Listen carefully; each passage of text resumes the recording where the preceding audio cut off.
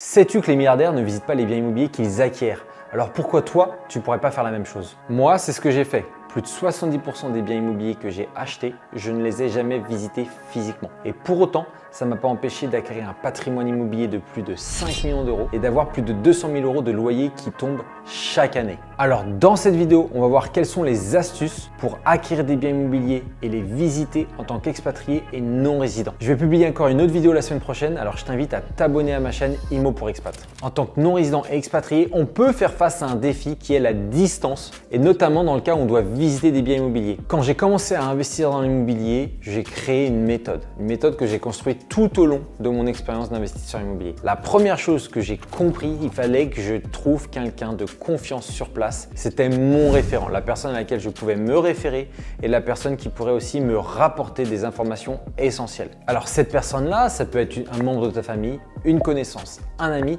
voire même un professionnel de l'immobilier avec qui par exemple tu as déjà acheté un bien immobilier. Ton référent, tu vas pouvoir lui attribuer différentes tâches en fonction de tes besoins et de son niveau. La tâche la plus importante, c'est nécessairement de visiter le bien immobilier. C'est lui qui va visiter à ta place. Ça va être un petit peu comme une procuration. D'où l'importance de prendre quelqu'un avec une bonne image. Sinon, face aux agents immobiliers et aux particuliers, tu pourrais avoir des problèmes pour conclure l'affaire. Ça, c'est la base. Ensuite, il y a plusieurs tâches que l'on peut donner à un référent. J'explique ça dans mon accompagnement. Ça peut être des tâches administratives, des tâches techniques, des tâches physiques, des tâches locatives. Ça va dépendre du niveau de ton référent et il faudra adapter les tâches que tu lui donneras en fonction de son niveau. Malgré tout, il y a des qualités minimum qu'un référent doit avoir. D'une part, il doit avoir un bon état d'esprit, quelqu'un d'ouvert, quelqu'un de poli, quelqu'un de courtois. Une autre chose, ça doit rester un exécutant, c'est-à-dire qu'il doit exécuter les missions que tu vas lui donner. Ça ne peut pas être quelqu'un qui va forcer et qui va contre-argumenter à chaque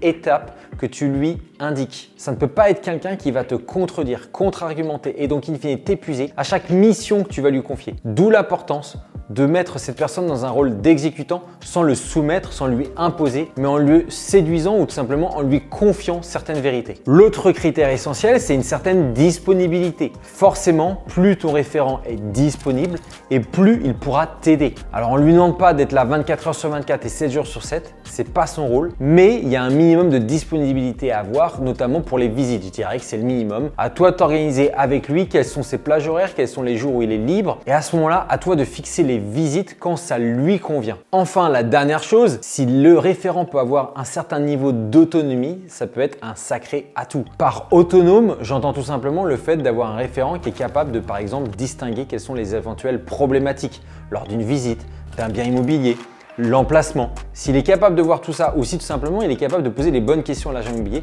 ça te permettra de gagner du temps et également d'avoir un deuxième avis confirmé. Maintenant, si ce n'est pas le cas, ce n'est pas très grave. Toi, tu seras formé et tu sauras quelles sont les bonnes questions. Qu'est-ce qu'il faut visiter, qu'est-ce qu'il faut regarder et même de chez toi, tu peux déjà anticiper tout ça à travers un support de documents que tu peux demander à l'agent immobilier, le plan, le règlement de copropriété si tu souhaites par exemple faire de la location courte durée, est-ce que c'est autorisé dans ta copropriété? Tout ça, c'est des choses que tu peux analyser en amont et je t'incite fortement à le faire pour ne pas non plus épuiser ton référent. C'est essentiel. Alors une dernière chose pour le référent, patience. Rome ne s'est pas construit en un jour et ça sera la même chose pour toi. Tu ne pourras pas acquérir un patrimoine immobilier de 3 millions en un an. Tu ne pourras pas investir massivement en 2 ans. Non, il y a des étapes, il y a des épreuves et c'est pareil pour ton référent. Il ne pourra pas être tout de suite le meilleur au monde et c'est pas très grave. Dans tous les cas, la mission de base, c'est les visites. Le reste, si tu es bon, si tu es formé, si tu as les connaissances, tu pourras y arriver. Là, on a vu le système du référent. Maintenant, j'ai pas mal de participants parfois qui me disent tout simplement « Ouais, mais moi, j'ai pas de référent. Je connais personne dans ma ville qui peut m'aider. » Comment faire? Je t'ai dit tout à l'heure qu'un professionnel de l'immobilier pouvait aussi être ton référent. J'aborde ça dans mon accompagnement, mais toujours est-il que tu peux également visiter sans référent. Ça m'est arrivé quelques fois de n'avoir personne et de devoir visiter. Dans ce cas-là, il y a d'autres solutions. La solution de la visio. Tu peux très bien visiter avec une visio. Tu peux demander à l'agent immobilier, tu peux lui dire à la dernière minute ou en amont. Ça va dépendre du contact et du feeling que tu auras avec l'agent immobilier. Si tu sens que lui, il est plutôt dubitatif quant à ta candidature, ne lui dis peut-être pas trop en amont qui tu es, d'où tu viens, tu es non-résident, ça peut lui faire peur. C'est d'ailleurs une astuce que j'ai développée et que je mets dans mon accompagnement. C'est un système de prospection. Il y a notamment le système de prospection que j'ai appelé incognito. C'est-à-dire que je ne dis pas que je suis non-résident pour ne pas faire peur à l'agent immobilier. Maintenant, la visio, c'est super. Avec le Covid, beaucoup de choses se sont développées et j'ai envie de dire démocratisées. C'est devenu courant qu'une personne visite par visio. Un autre truc tout bête, c'est que tu peux très bien rentrer en France, non pas pour visiter, mais pour mêler l'utile à l'agréable. Quand tu viens pour les fêtes de fin d'année, quand tu viens, je sais pas, pour ton anniversaire, si tu te déplaces voir ta famille, à ce moment-là, profites-en pour en faire un maximum de visites. Donc organise-les en amont, par exemple. Et puis je vais te dire un truc, il y a même des appartements que j'ai achetés que je n'ai jamais visités, ni en visio, ni en référent.